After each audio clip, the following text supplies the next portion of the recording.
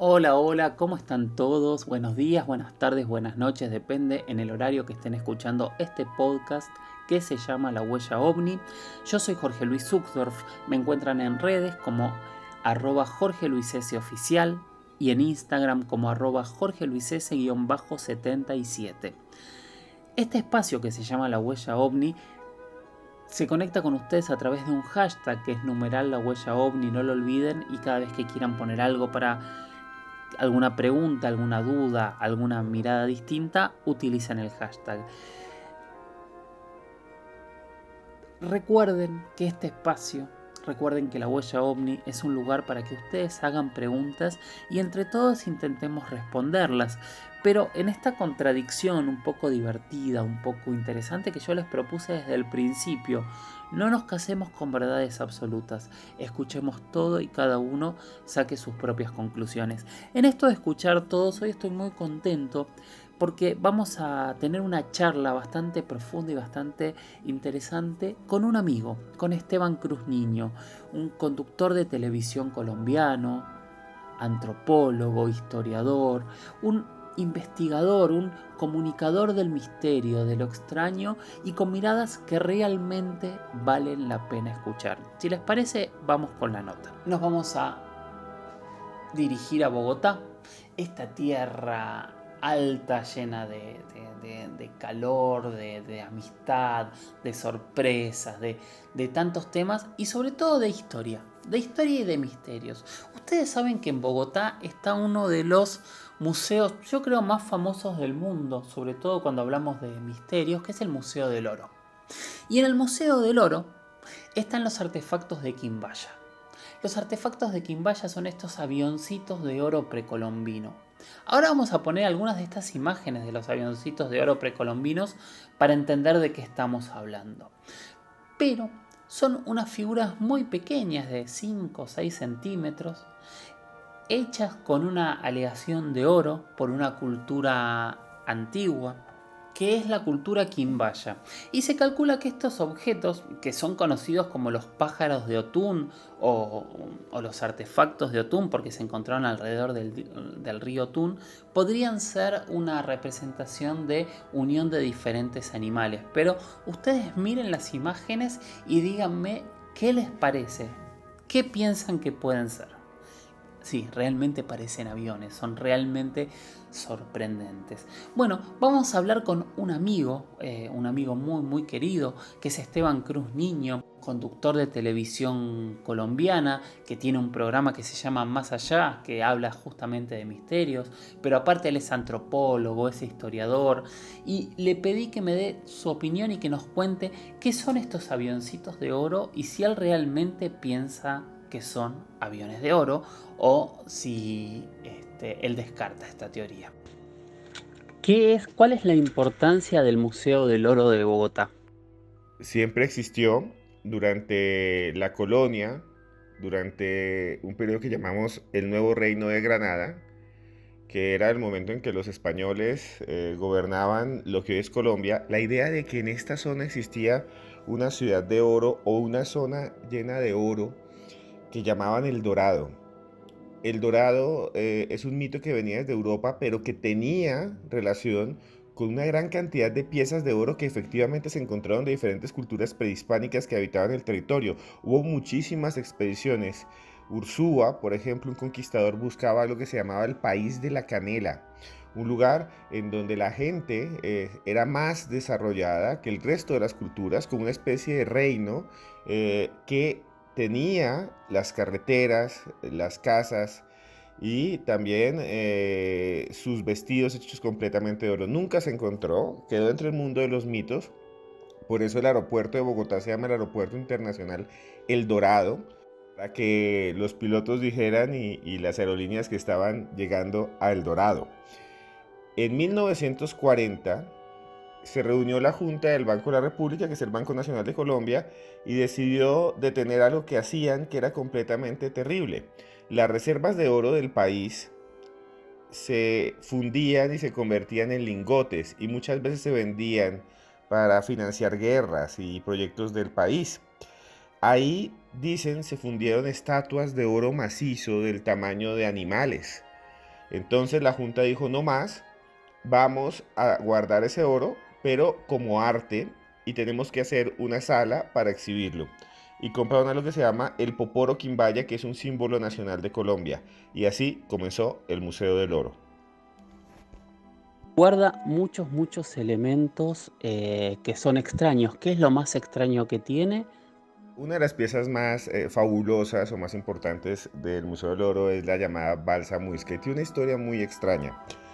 En un municipio, en un pueblo llamado Pasca, cerca de Bogotá, un hombre llamado Lázaro Fonte salió a caminar y extrañamente tenía la costumbre de Lázaro Fonte de meterse en cuanta cueva y cuanta grieta encontrara en el camino y subió hasta un páramo, que así le llamamos a las partes altas de las montañas en Colombia, un ecosistema que solo existe en Ecuador y en Venezuela también, y que sería análogo, con menos humedad, a algo que se llama la puna en Bolivia y en Perú. Y este señor Lázaro Fonte entró y vio una piedra muy extraña que tenía forma de huevo con colmillos. Se sintió extrañado, cogió, se dio cuenta que tenía una fisura, la levantó y adentro encontró una de las piezas más fabulosas, se dice, de la historia de la humanidad. Es una representación de un grupo de gente sobre una balsa de leños y se ven los leños hechos de oro, amarrados unos a otros, con personas de pie y en el centro una especie de chamán o un líder que está con las manos abiertas. Los españoles habían escrito que en una laguna llamada Laguna de Guatavita, el gran líder de los indígenas muisca se cubría de oro, de polvo de oro, con cera, y se colocaba alhajas en todo su cuerpo y desnudo se lanzaba para que el oro fuera como parte de pagamento, como una especie de ofrenda a la tierra, y después salía desnudo sin nada de ello. Y se decía que en el fondo de esa laguna, tanto que se drenó en algún momento por una compañía inglesa de la laguna y se encontraron cosas, tanto que en el fondo de la laguna decían que eso era el dorado y por eso le llaman la balsa del dorado. Lo interesante es que este señor la encontró en 1969, Lázaro Fonte, la guardó, evitó que se la robaran varias veces, evitó venderla a mucha gente de otros países que vino a comprársela y hoy en día está en el Banco de la República. ¿Por qué es tan importante esa balsa? Porque nos confirma la leyenda, en parte, del Dorado. Y además de eso existió otra balsa aún más extraña y rara que se llamaba la balsa de Siecha, que fue encontrada también en una especie de sarcófago, una balsita de oro, pero es que son idénticas a escala, como una figura de acción, piensen ustedes, como una figura de estas que pueden comprar ustedes de Hot Wheels o de cualquiera de estos carros, automóviles o aviones que son a escala, así es, pero en oro. La balsa de Siecha fue encontrada en el siglo XIX, fue vendido al Museo de Bremen en Alemania y cuando la llevaban en un barco pasó algo realmente extraño, que es que el barco se incendió y la balsa se perdió para siempre. ¿De dónde provienen y cuáles son las explicaciones científicas y no científicas de estos objetos?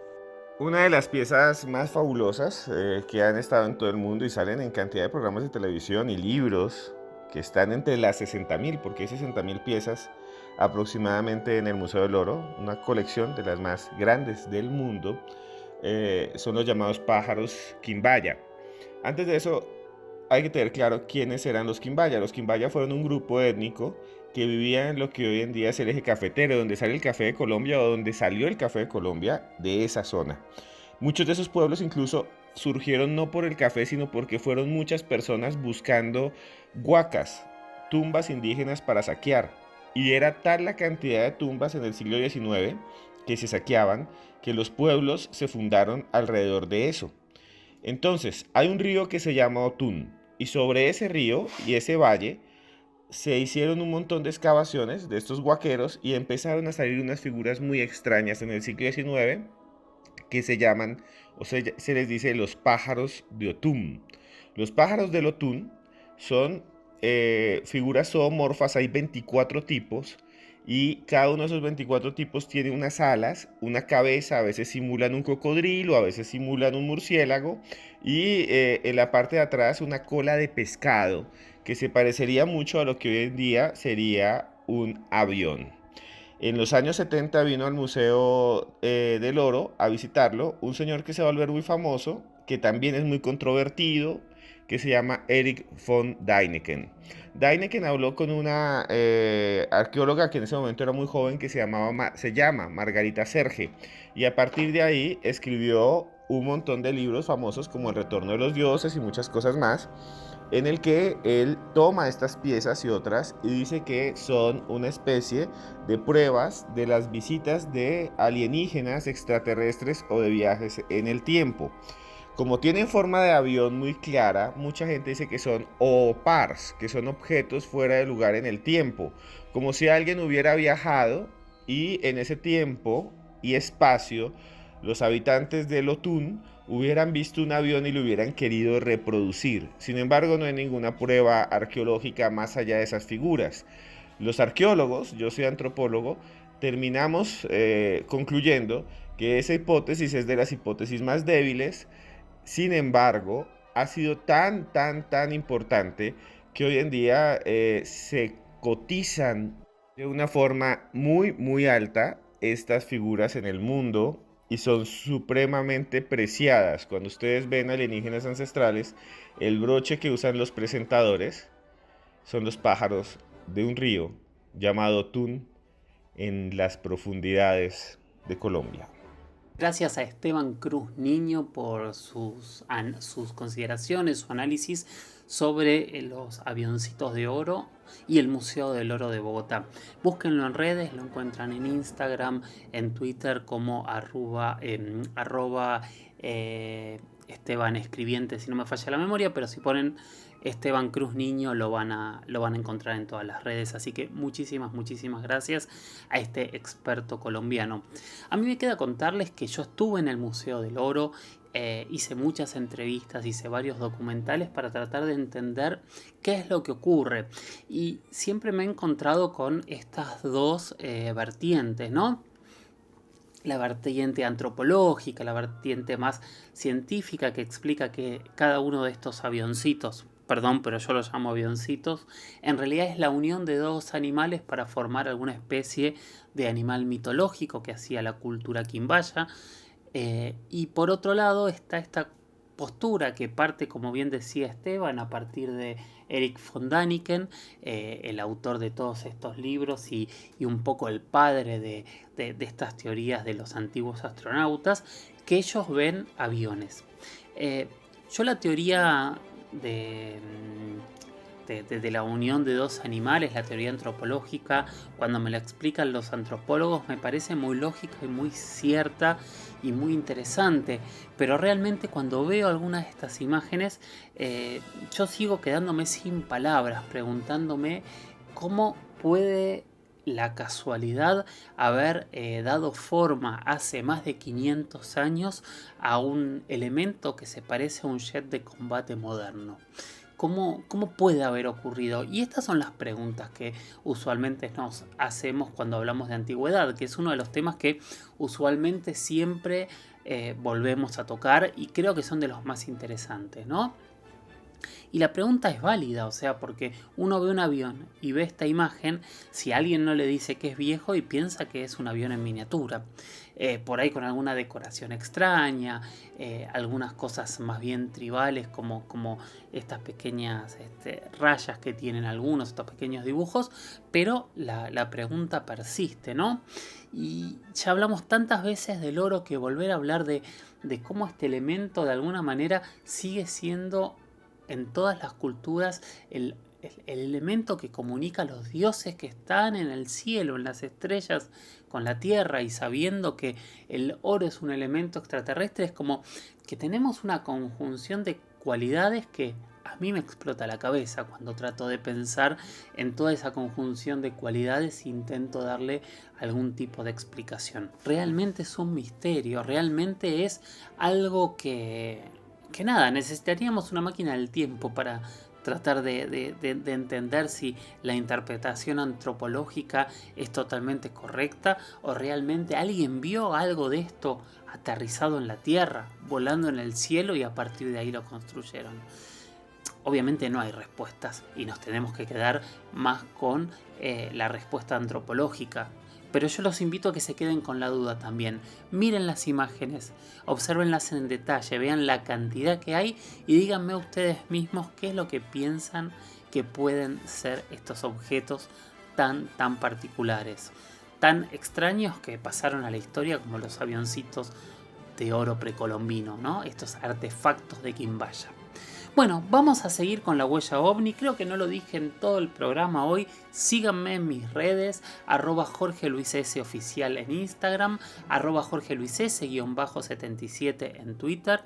Recuerden que todos los programas, todos los episodios de la huella ovni, cortados en episodios de 20 a 30 minutos, están subidos a Spotify, a Apple Podcast, a Evox, absolutamente a todas las plataformas de podcast y lo pueden escuchar y recomiéndenlos desde ahí. Estamos muy sorprendidos de la cantidad de reproducciones que está teniendo en todas estas plataformas y la verdad que me hace, no sé por qué hablo en plural, me hace súper feliz. También tenemos la lista, la playlist que está en Spotify, donde voy subiendo, cuando me acuerdo, honestamente hace varias semanas que no lo hago, prometo actualizarla, todas las canciones que vamos utilizando aquí en el programa y que de alguna manera tienen que ver con el tema OVNI. Y estamos en la huella OVNI y yo soy Jorge Luis Zuckdorf y recuerden utilizar el hashtag numeral la huella OVNI.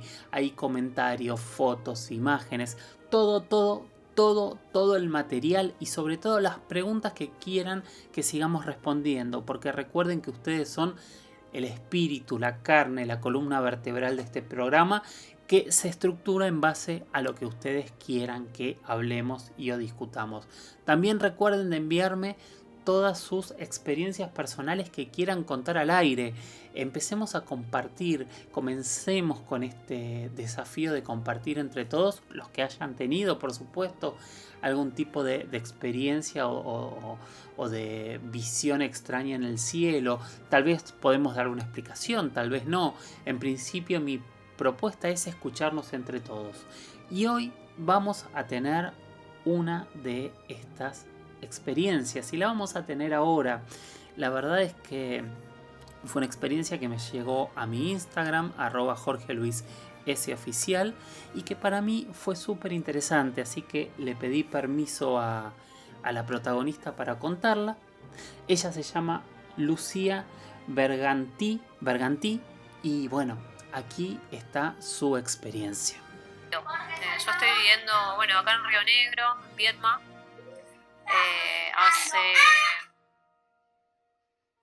Hace un par de meses, en enero me vine para acá. Y la cosa es que yo ya había escuchado varios casos, o sea, que varias personas que me han contado que acá a 30 kilómetros en la Lobería, que se supone que hay como un portal o una entrada subterránea donde entran naves y luces, y mucha gente la ha visto las luces que tocan, como que tocan el agua y no sé qué es lo que tomarán del agua. Y la cosa es que un día yo estaba con mis nenes y ya era de noche, pero estaba cálido la costa del mar. Yo vivo a 2 cuadras del mar. Y estamos ahí jugando en los médanos y de repente le digo, vamos a la costa, vamos más al mar a ver cómo está el clima y demás. Nos acercamos y de repente vimos una luz. Obviamente es un pueblo de 1500 habitantes, es muy chiquito y en general hay pescadores y demás, pero no hay mucha gente por esa parte. Entonces empezamos a ver y yo pensé que era una lancha, capaz que es una lancha, y después empezamos a ver y no era una lancha, era una luz que se prendía y se apagaba, que se hacía más resplandeciente y era un color azul muy brillante. obviamente que era totalmente de noche, no había estrellas porque estaba medio nublado. Así que aparecía y en cuanto nos acercamos un poco, ponerle que la distancia haya sido 100 metros o un poco más, una cuadra y media de distancia más o menos. Y bueno, la cosa es que se empezó a desaparecer, desapareció como ese resplandor. Y igualmente había como 2 estrellas paradas a la misma altura que se veían apenitas. Y después nos alejamos y empezaron a aparecer de vuelta 3 luces, las cuales se interrelacionaban entre sí, haciendo como vaivenes de intensificación de luz, o sea, como si fuera una clave Morse o una comunicación entre ellas, y danzaban, eran 3, y bueno, como que bajaban el agua, tocaba una el agua, se reflejaba. ¿Viste cuando Venus está muy fuerte así? Bueno, así, de esa manera era. De forma de estrella, bueno, y se movían y se interrelacionaban entre sí. La verdad que justo no tenía batería en el teléfono. Así que no tuve la suerte de poder filmarlo. Y bueno, la verdad que nos fuimos y seguían como bailando entre sí, y aparecían, desaparecían, y después parpadeaban, y luego se iban y después aparecían, y como que bajaban y tomaban, como que agarraban agua del mar. Así como me quedé asombradísima. Muchísimas gracias, Lucía, por haber compartido esta experiencia tan interesante. Si quieren seguirla en las redes, a ver qué opinan, si alguien ha tenido una experiencia similar, si se les ocurre qué puede llegar a ser. La verdad es que sigo esperando más y más experiencias, que pueden contactarme en mi Twitter, en mi Instagram, en el mail. Recuerden que yo tengo un mail para que también me manden historias, que es las historias de George, las historias de George @gmail.com. Ahí también pueden enviarme todas las historias, los audios que quieran que pongamos en el programa. Todos son más que bienvenidos. Episodio 61. Gracias por haber llegado hasta aquí en La Huella OVNI. Soy Jorge Luis Uchtdorf. Recuerden que me encuentran en redes, en Instagram como @JorgeLuisSoficial, en Twitter como @JorgeLuisS_77, y si me quieren enviar audio, fotos, algún video, pueden hacerlo a mi email, que es lashistoriasdegeorge@gmail.com. Gracias por haber llegado hasta aquí. Sigan mirando al cielo, sigan animándose a hacerse estas preguntas que sabemos que no tienen respuestas, pero sabemos que son el motor principal para que nuestro cerebro funcione de otra manera, para poder llegar a esas conclusiones que nadie ha llegado. Gracias y hasta la próxima. Chau, chau.